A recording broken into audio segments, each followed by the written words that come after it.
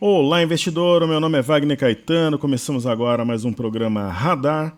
Hoje, dia 19 de dezembro de 2018. Eu estou gravando um pouco mais cedo, 17 horas e 9 minutos. Tá um pregão bem agitado, né? Saiu o Fed agora e eu vou acompanhar aqui com vocês para ver os desdobramentos, né? O mercado, na hora que saiu, foi praticamente na máxima e depois ele foi na mínima. Tão típico de uma movimentação em dia de Federal Reserve.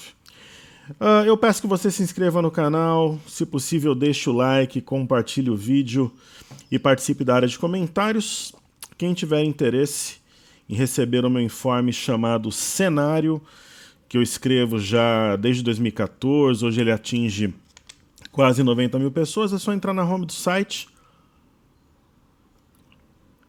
toptraders.com.br, coloca lá nome e e-mail, já recebe a partir do dia seguinte. E também para assistir o Seja Bem-vindo à Bolsa, dá tanto pelo site quanto pelo a parte alta aqui do canal, o banner, pode ser sua porta de entrada para a Bolsa de Valores, um treinamento com qualidade digital de som e imagem. Nós temos as bolsas americanas, elas vinham em alta, elas devolveram a alta de 0,7%, 0,8% após o Fed. Esse movimento deve ser muito volátil, talvez isso daqui ainda mude, ou caia muito mais, ou suba muito mais. O mercado já vinha de movimentos erráticos, né, sem direção definida. E esse driver pode definir até os últimos pregões do ano. Eu acho que o Fed ele pode impactar nos pregões de hoje, amanhã, de sexta, da semana que vem, até do começo do ano. E o que a gente espera é volatilidade, né? Como é que funciona aqui, pessoal? 17 horas, o Jerome Powell vai falar 17h30, né? Então o que ocorreu aqui, né? O Federal Reserve, Banco Central Americano, elevou a taxa dos Fed Funds para faixa de 2,25 a 2,50, o que acompanha, já era esperada a elevação, o que acompanha a elevação que é importante, né? Projeções para o ano seguinte. E depois o que o Jerome Powell falará a partir de 17h30, né? Então as medianas para o ano que vem importam, o mercado vai absorvendo, ó, é um batalhão de informações, falam sobre o núcleo do PCE, sobre PIB, metas de inflação, então é isso que deixa o mercado maluco, né? A cada informação o mercado vai precificando, ok?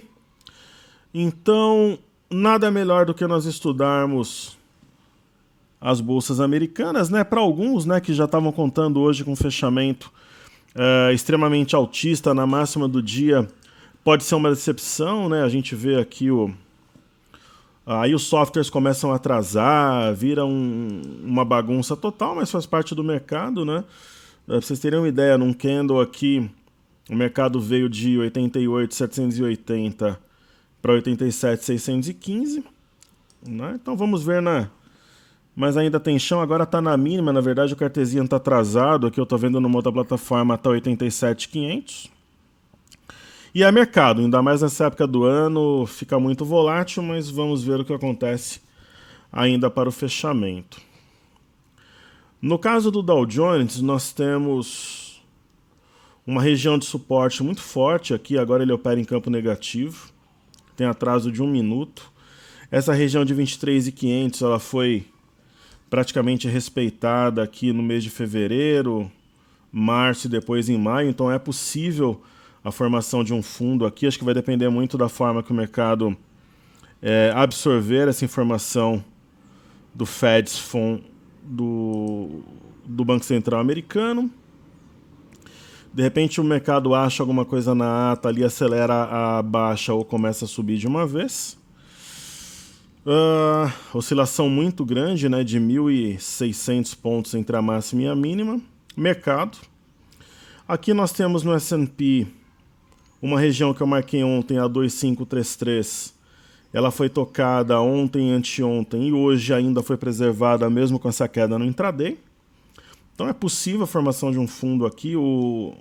Esse dado do Fed é um driver muito importante, né? Então até o final do pregão lá, fecha 19 horas, aqui no Brasil fecha às 18, tem muita água para rolar. E aí nós temos o índice Nasdaq, né? Vai ser o grande driver do final dessa semana e da outra. Existem alguns fundos diferentes na região de 6.800 e depois de 6.700. Eu acho que da mesma forma pode montar um fundo aqui, começar a subir, coisa e tal. Então eu mantenho a minha mesma leitura, né? As informações são muito complexas, né, para você. Mas em resumo, a taxa de juros foi elevada em 25 pontos base, né, para 2,25 a 2,50. E já era algo que o mercado esperava, né? Então essas palavras, as projeções que acompanham de PIB, núcleo do PCE, da própria curva de juros para o ano que vem, né, a sinalização de quantos aumentos teríamos no ano que vem é que faz o mercado ficar mais ou menos volátil. Ok? WZ devolveu toda a A. Eu acho que ainda, aqui no Brasil, eu acho que ainda fecha positivo hoje. Agora são 17h14, o mercado está praticamente de lado, né?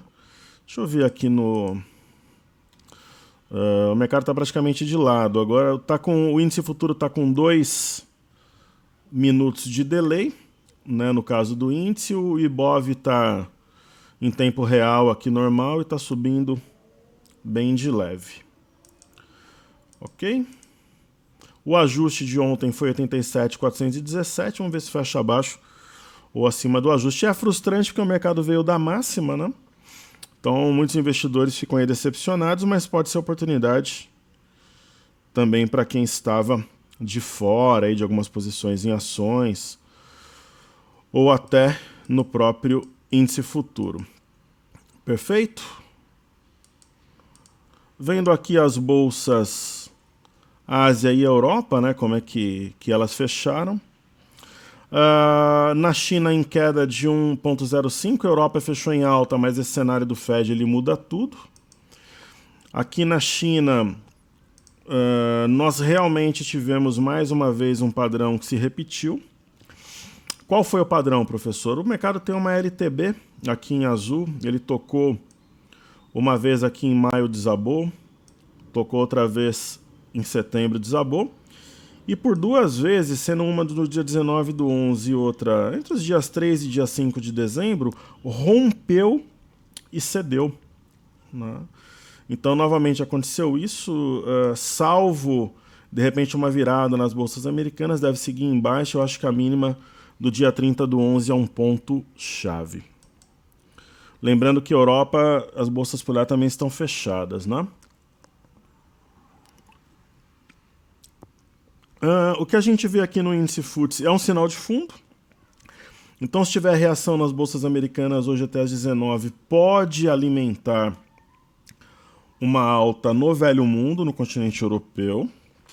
Ok? Porque nós temos um fundo duplo, o eixo é a máxima do dia 13 do 12 e o alvo ficaria aqui na região de 7,150.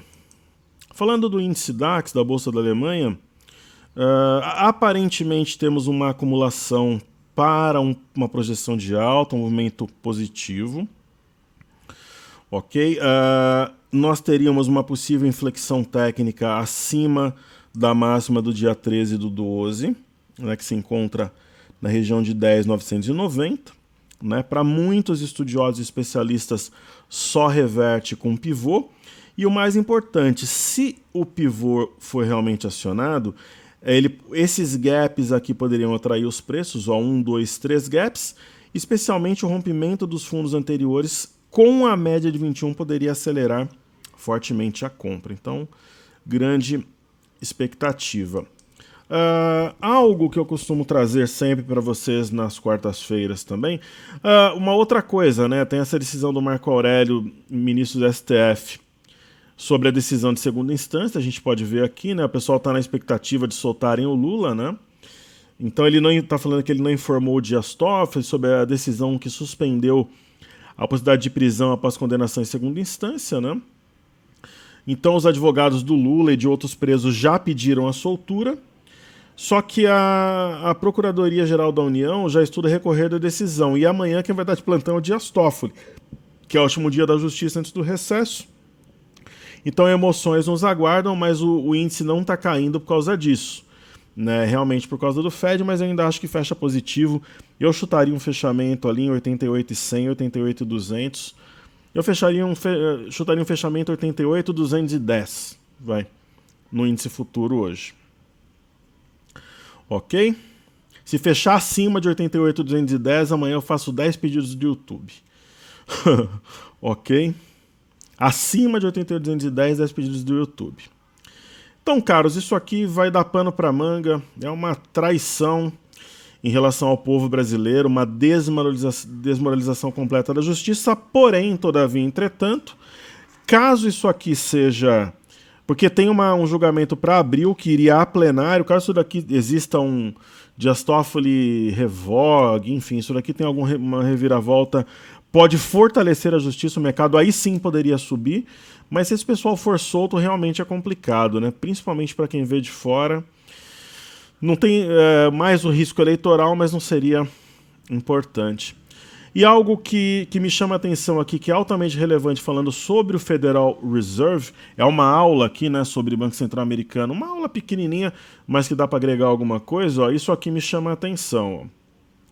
Fed, gráfico de pontos, mediana das projeções aponta 2 elevações nos juros em 2019. Era o que o mercado queria, o mercado estava com medo de serem apontadas 3 ou 4. Então a projeção mediana dos 17 dirigentes do Federal Reserve, que é o Banco Central Americano, né, projeta que os juros da economia dos Estados Unidos chegarão ao fim de 2019 à faixa entre 2,75 e 3 ao ano. Apontou o gráfico de pontos da instituição, divulgado após a decisão política do Fed, que equivaleria a 2 aumentos de 25 pontos base. É o melhor cenário que o mercado esperava. Então vamos ver agora, só falta combinar com o mercado para subir. Ok? Era o melhor cenário que o mercado esperava. O pior era um 4 e a média, que era meio com consenso, 3 elevações. Então vamos ver agora o que ocorre. Ok, então temos esses drivers aí da prisão em segunda instância e do Fed, o mercado deve precificar. E lá nos Estados Unidos já tem alguma reação aqui. Então vamos ver como é que vai ser o fechamento. Caros, vamos falar um pouco de fluxo aqui no Brasil. Ontem os estrangeiros trabalharam na compra novamente, é a terceira sessão que eles trabalham na compra, 14, 17 e 18, mas uma leve oscilação para 134.677 contratos de índice, ainda um saldo negativo. No mercado à vista, eles estão reduzindo a exposição em ações, né? Quando eu falo mercado à vista, eu falo em ações. 500 milhões, 499, 600, desculpem, e 55. Vamos ver aqui. Para a gente fazer a conta até o dia 17. Ok, então a gente vem aqui.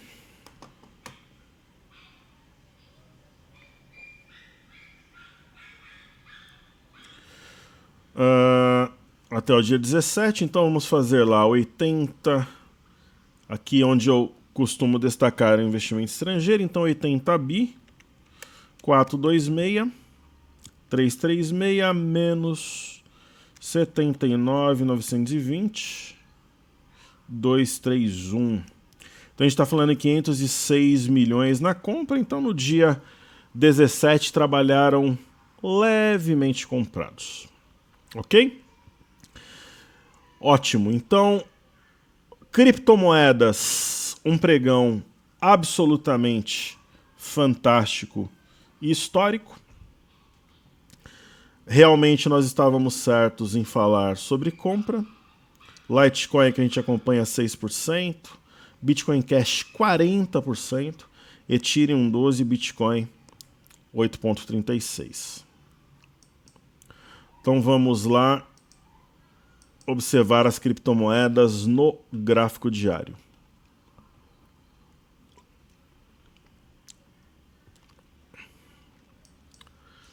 Pregão histórico, talvez seja um dos pregões de maior destaque dos últimos tempos nas criptomoedas. Então, vamos falar do principal destaque do dia, né, pessoal? Bitcoin Cash. Nós falamos em compra desde o dia 17, quando estava aqui $80, né? Era algo novo. Aí eu disse que ontem ainda valeria a compra. E cá estamos. Ainda vale a compra? Aí é aquela história, pessoal. A compra boa foi nos 80, 90, $100. A 140 eu acho que vale. Eu acho que ainda tem espaço para subir, sendo objetivo, só que você tem que estar ciente que você está pegando $60 longe do fundo, mas eu acho que vale sim. Aí nós temos o Bitcoin, que nós comentamos que na região de 3.200, 3.300 era a compra também. Esse Marobuzu é o algo novo do dia 17, muito forte. Ontem um pregão mais contido, trabalhando na parte alta do Marobuzu, continuidade da alta, média de 21 rompida. Eu acho que a situação agora ela é favorável à ponta compradora. Aí temos o Ethereum em American Dollar também. A mesma coisa, o Marobuzu, ontem um candle de descanso, hoje rompe a média, então uma situação que ainda também remete à ponta compradora. E nós temos o grande destaque, lembra? Não, na verdade já falei do Bitcoin Cash, né? Nós temos também o Litecoin. O Bitcoin Cash, lembra que eu comentei nos últimos dias que é o ativo mais técnico, né? O grande sinal foi do Litecoin. Ele já tinha feito o Marobuzu, é aquela história da metodologia, pessoal. Faz o Marobuzu, descansa na parte alta, continua a escalada, então todos eles para mim remetem à compra. Falando um pouco sobre o petróleo, Crude Oil WTI é um dos grandes drivers também que vai impactar nos preços nesse final do ano. Na verdade não é isso que eu quero.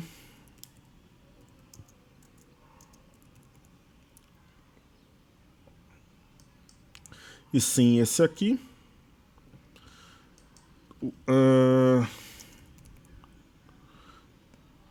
Tem algo errado aqui.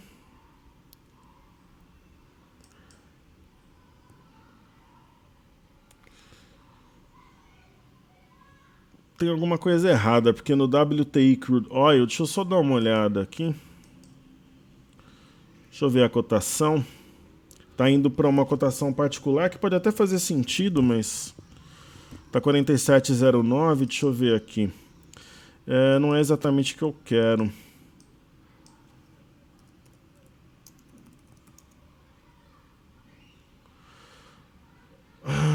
Vamos lá. Não é realmente o que eu gostaria aqui a cotação, mas vamos ver aqui se a gente consegue. 46,96 está mais perto aqui dessa cotação, então esse daqui vai dar para a gente estudar. Que é o contrato contínuo na NYMEX, né, que é a bolsa de Nova York. Depois da derrocada, nós temos um candle que, caso feche assim, pode formar uma pinça de fundo, duas mínimas muito próximas, e seria um sinal interessante.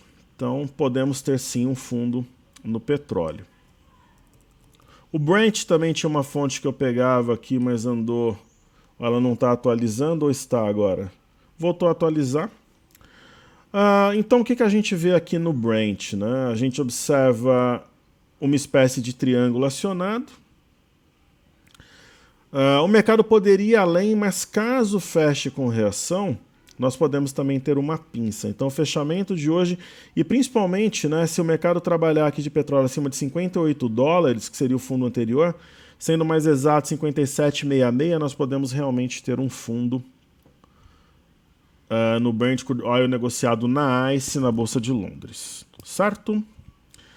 Aí o EWZ, ETF brasileira negociada em Nova York. Nós estamos trabalhando no ponto-chave. Então tem muita gente que opera o EWZ, vive momentos de tensão, porque está no eixo do W. O eixo é 37,65, está no 37,96. Então tá respeitando por enquanto, né? Aquela história, pessoal, bate aqui no suporte. 1, 2, 3, 4, 5, 6, 7 vezes. Muitas vezes consolida como suporte de fato, e aí o mercado começa a esquecer do oco. Né? Então é isso. Então falamos das bolsas FTSE, DAX, Xangai, criptomoedas, as 4, Dow Jones, S&P, índice Nasdaq, Brent WTI e EWZ, falamos de fluxo também. Vamos falar então agora do mercado doméstico, lembrando que a nossa aposta eu aposto no fechamento do índice futuro 88.210, se fechar acima amanhã eu faço 10 pedidos do YouTube. Certo?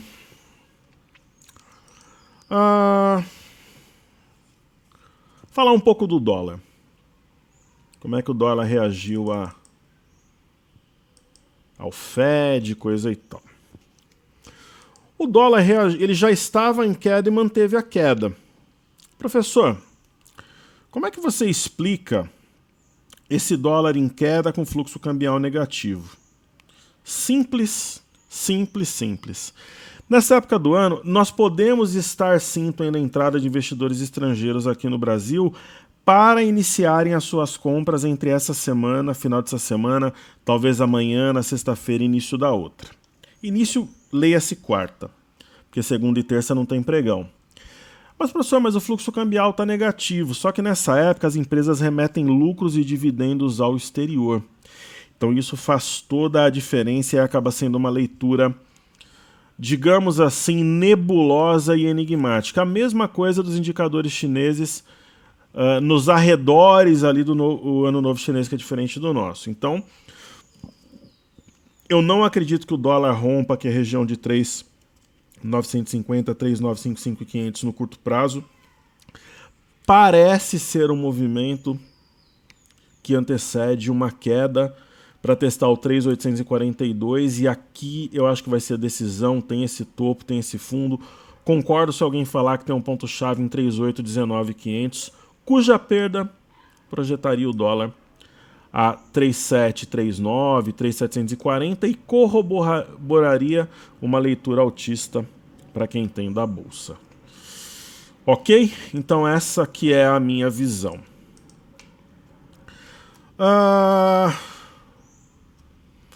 Falar de destaques do dia, né? Falar de Eletrobras, muita gente pede, falar de CEMIG, que estão aí na reta final. Então os destaques do dia, Elet6 e CEMIG.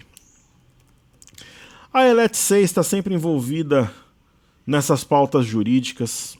Tá? Eu não gosto de ativos assim, mas mesmo assim trabalhando nas máximas, mas é um ativo descontado. Eu não compraria aqui. A grande compra que nós apontamos, inclusive aqui no canal, pessoal, foi no 19, né, quando ela rompeu um padrão de triângulo, sobe, faz o descanso, é uma acumulação. Veja que quando fez o rompimento, inclusive em gap, né, esse gap foi um gap de fuga que eu ensino na imersão, a imersão que nós tivemos mais alunos interessados foi essa imersão de dezembro. Em segundo lugar, uma imersão que eu fiz no Infomoney na época do trade da Gerdau. Nós já temos, pra vocês terem uma ideia, quase o mesmo número, sem ter data de imersão, de reserva para 2019. Espontaneamente o cara escreve, a próxima imersão eu tô dentro. Não as duas somadas, tá? Teve o caso depois do trade da Gerdau, quando foi materializando, e teve essa agora de dezembro. Então nós tivemos X reservas. Nós temos quase o mesmo número que nós tivemos em cada uma delas. Isso significa o quê? Que eu não estou prometendo, porque se eu prometer, eu só não cumpro se eu morrer. Falando português bem claro, pessoal. Se eu fizer uma promessa, se eu der a minha palavra, é assim que eu aprendi. Na minha família, na minha casa, a palavra importa muito mais do que um documento, do que o papel. Não estou prometendo. O que eu prometo? Fazer a Liga do Cartola.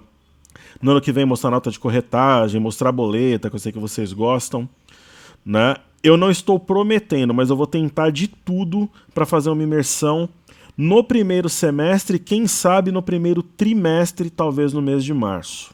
Eu vou tentar com a minha equipe montar uma engenharia por causa do carnaval, alguns compromissos que a gente tem, projetos e tal, mas não estou prometendo. Aí se for, seria no final de março. Mas não é uma promessa, é uma possibilidade. Ok? Pessoal, da mesma forma que quem manda nas estratégias é o mercado, quem manda aqui na Top Traders nesse sentido são vocês. Se você tem demanda, eu tenho que dar um jeito aqui e procurar atender. Né? Só que eu não posso prometer nesse momento, mas eu vou tentar de tudo para que ela seja em março. Então é o seguinte, deu uma compra aqui para entregar nos R$30. Esse era o alvo. Por quê? Porque nós temos um topo aqui, 30,07 do dia 26/2 e ela atingiu. Ela foi a 30,04. Então pensar em compra agora, eu não compraria, eu procuraria um ativo mais descontado. Eu poderia pensar em compra nos 25, mas se o mercado como um todo subir, dificilmente ela vai cair, né? Então realmente é como se esse trade tivesse passado, né? É tipo aquela, para os garotões aí, um dia eu já fui também, tem aquela menina bonita, tal, você vai passar férias lá no Guarujá, vai lá para Riviera, vai lá para Maresias. Aí ela fala para você, ó, eu vou chegar lá, sei lá, no sábado e vai ter um churrasco, aí você é um vacilão, você vai lá e chega na segunda. Chegou segunda, amigão, chegou atrasado. Aí é só na próxima vida, muitas vezes, né? Porque às vezes ela conhece um camarada lá que você vai ver, ela tá noiva. Então, quer dizer, o momento era nos 19. A garota vai estar lá em Riviera, em Maresias, no sábado. Chegou segunda, terça-feira, chegou atrasado. Chegou atrasado, muitas vezes o camarada faz papel de bobo, comprando nos 30 aqui, depois tá nos 25, ele tá desesperado. Então, não acho que seja a compra, apesar de entender que a tendência é de alta. Professor, se você tivesse a compra, como que você faria? Se algum dia fechar abaixo de 27, eu acionaria o meu stop. Tá, mas aí você aciona o seu stop no mesmo dia ou no dia seguinte? Pode ser no aftermarket, ou pode ser no leilão, ou no dia seguinte de manhã. Mas eu prefiro fazer no leilão. Eu vejo o preço teórico, vou lá e executo a ordem. CEMIG, todo mundo quer comprar CEMIG, pessoal. Não é só você que está me ouvindo aí. Todo mundo quer comprar CEMIG, né? Eu quero comprar, meus alunos querem, meus amigos querem, todo mundo quer comprar. Aquele chato que te encontra nas festas infantis e quer falar de bolsa, quer comprar CEMIG também, todo mundo quer. Só que a CEMIG, a grande compra no ativo foi nos 8,50. Por que você não comprou e o grupo, professor? Porque nós estávamos com a carteira completa. E naquele momento focados no índice, tinha outras operações em andamento. Então a grande compra foi aqui. Se você observa um gráfico semanal, a média está nos 10,50, a CEMIG está nos 13,18. Então é compra, mas talvez o risco-retorno para quem está de fora não faça sentido, né? Essa que é a grande questão. Agora vai comprar, compra quando corrigir na média, como aconteceu aqui nos 12. De repente, para fazer um trade de guerrilha mais agressivo faça sentido. Professor, tô comprado, onde é que está o stop? Você marca o topo anterior em 12,95, fechou abaixo, lucro no bolso, vida que segue, vai comprar roupa, vai botar uma roda nova no carro, ou então reinvista numa outra ação, que é o que eu mais indico, mas de vez em quando é bom dar um presente para si mesmo também, pessoal. Nós somos, né? Essa história, o cara é obrigado a reinvestir. Não, uma parte ele reinveste, uma parte ele compra roupa, viaja, dá um presente para a esposa, dá um brinquedo bacana para os filhos, é assim que a roda gira. Pelo menos é a forma que eu acho, né? Certo? Então falemos dos ativos fixos a seguir. Esses livros estúpidos. Não, você tem que reinvestir os dividendos dos lucros, você não pode comprar coisas fora, no blá blá blá.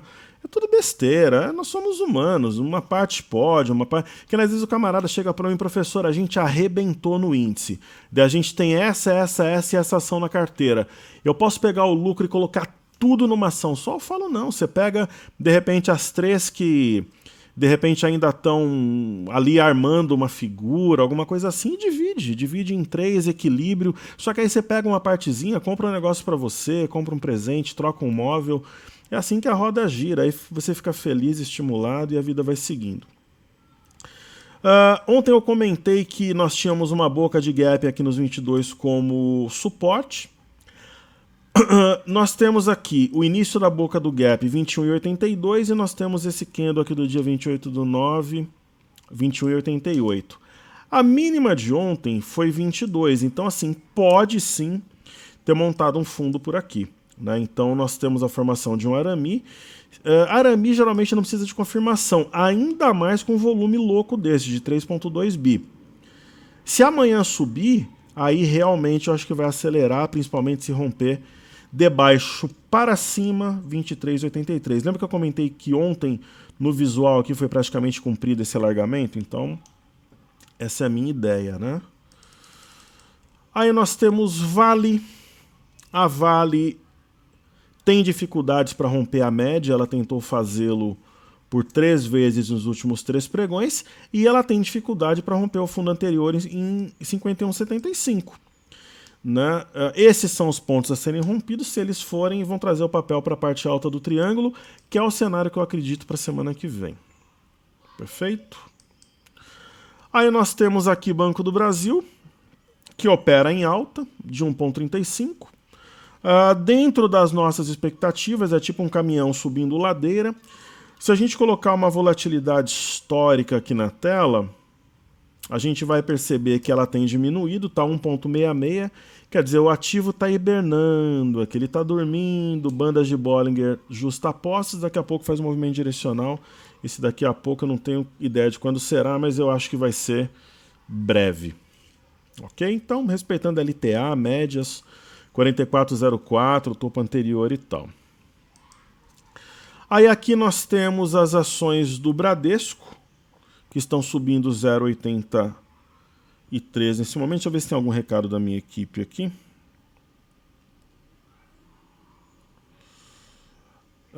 Eu ia falar um negócio sobre a turma da imersão aqui, mas eu não vou falar nada. Depois eu comento. Então nós temos uma LTA também respeitada, média de 21. Topo anterior aqui em 37,72. Então tá tudo dentro da normalidade, pessoal. O que faz um ativo se movimentar mais ou menos lentamente é a sua volatilidade, e ela está baixa, tanto no Banco do Brasil quanto em YouTube, quanto em Bradesco. Vamos dar uma olhada. Eu falo muito sobre volatilidade histórica nas imersões. No caso de Itaú Unibanco está mais baixo ainda, 1,47. Esse valor realmente é baixo, né? E aí nós temos um Arami, apesar do movimento anterior ser curto, a mínima e máxima de hoje mais alta, tentando passar para cima aqui da CLTA, tudo dentro dos conformes. Os bancos, eles são tipo um caminhão subindo ladeira, né? Subindo de forma lenta e contínua. Ok, então depois vai faltar eu falar de BOVA11 e também do índice futuro.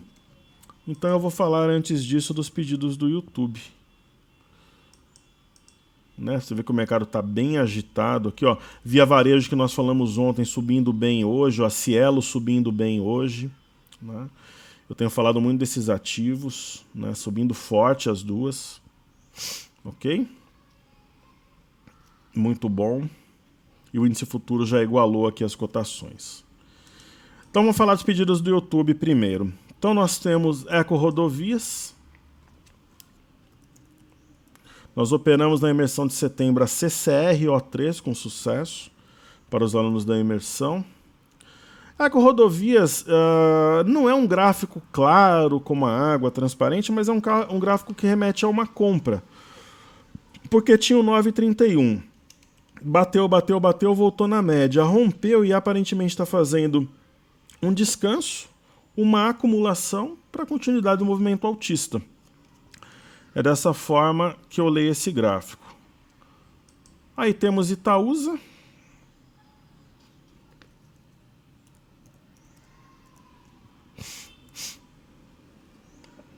E TSA4. Ok? A Itaúsa, o YouTube está mais forte, o que não é comum. Professor, pode ser um recuo? Será que faz sentido manter a CLTA? No caso da Itaúsa, eu acho que não. Ok?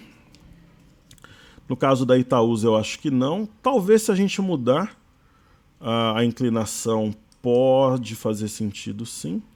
Alguma coisa mais ou menos assim, mas aí... talvez faça. Não? E é isso.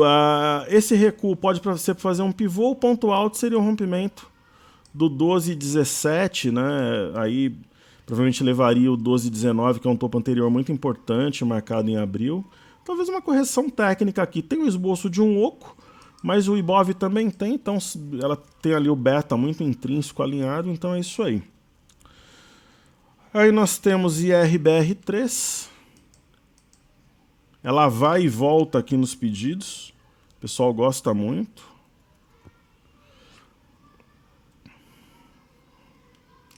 A IRBR3 é aquela ação que ela dá compra quando ela vem na média.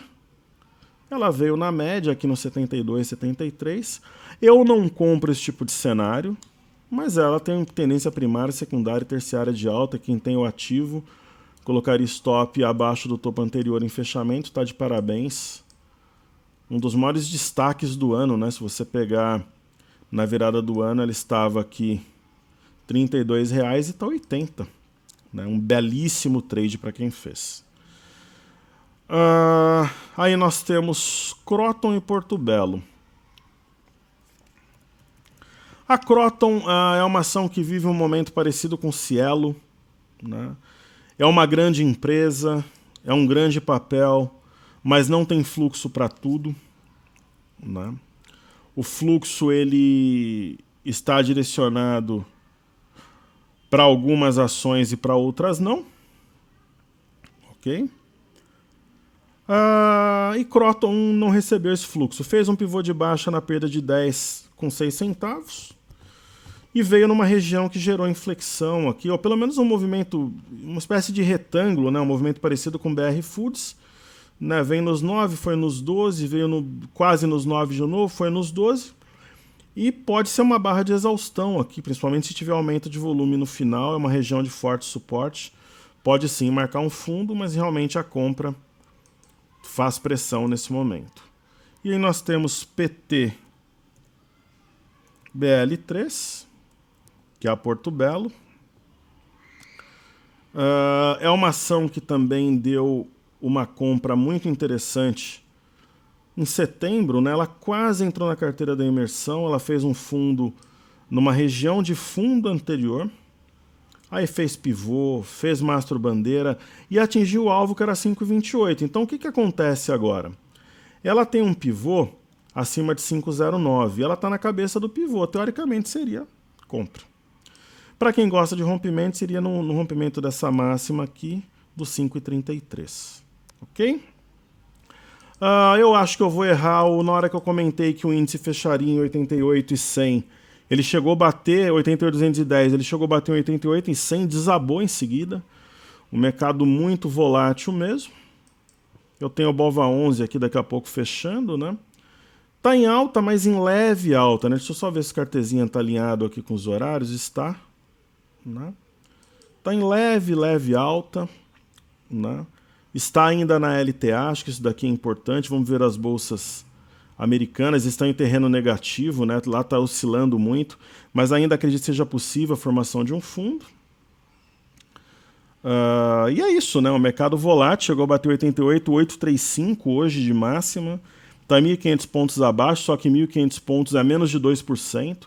Uma coisa é você operar o índice a 70 mil pontos, outra coisa é em 90, né? Então oscila realmente muito rápido. E o BOVA11 ainda sobre essa LTA, nós temos uma ave migratória de alta aqui. E deve fechar deixando o sinal, definição maior para amanhã. O Ibov aqui também na reta final.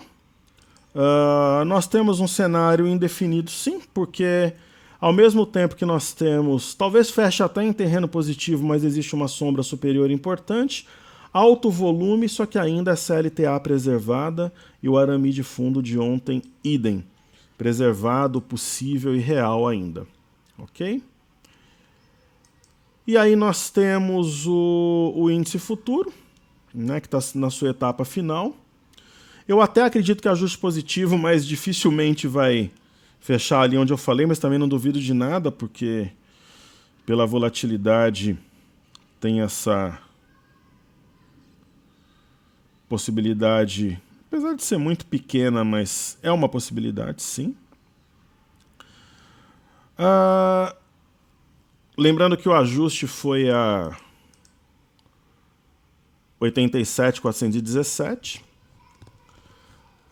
Deixa eu só ajeitar meu fone aqui.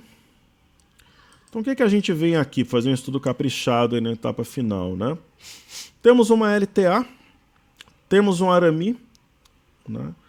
O mercado hoje quase rompeu o pivô de alta, que seria 89,045, ele chegou a bater 88,835, não conseguiu, mas ainda conserva alguma possibilidade de compradora. Hoje, pessoal, foi a maior prova do que eu tenho falado aí nas últimas sessões, que nós estamos plena e convictamente alinhados com as bolsas americanas, né? Então hoje saíram notícias internas, aqui o mercado nem tchum, como diz a molecada. Mas, quando nós tivemos uma reação negativa ao Fed lá fora, o curioso é que o mercado tinha como melhor cenário 2 aumentos de juros, isso foi indicado, mas lá no Fed às vezes tem efeito retardado, né? Acontece algo num dia, no outro, o mercado vai para o caminho dito mais provável. Eu acho que lá ainda fecha positivo o mercado americano hoje. Mas é isso. Vejam que está bem volátil, subiu 200 pontos em alguns segundos. Conserva ainda o RMI, né? Deve conservar a LTA em fechamento. Né? E nós temos alguns pontos interessantes aqui. As médias, sempre. Esse fundo, né? A 87,830. Né? Nós temos o ponto que acionaria o pivô de alta, que é o principal, 89,045. E nós temos a máxima da semana passada, 89,165, como pontos-chave.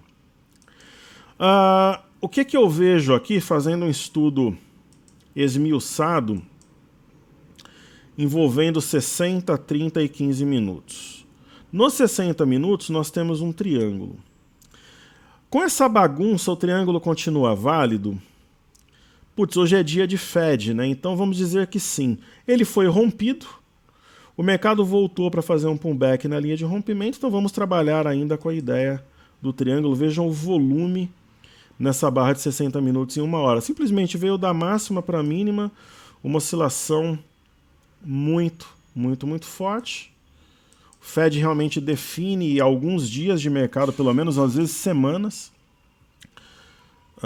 E no gráfico de 30 minutos a gente consegue visualizar também que a linha inferior do triângulo foi respeitada. Então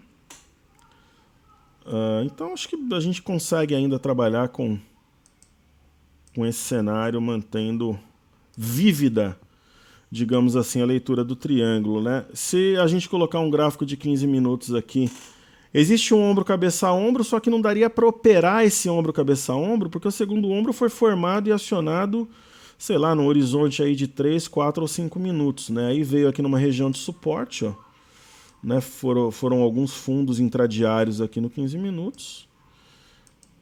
E a decisão, ela fica realmente para amanhã.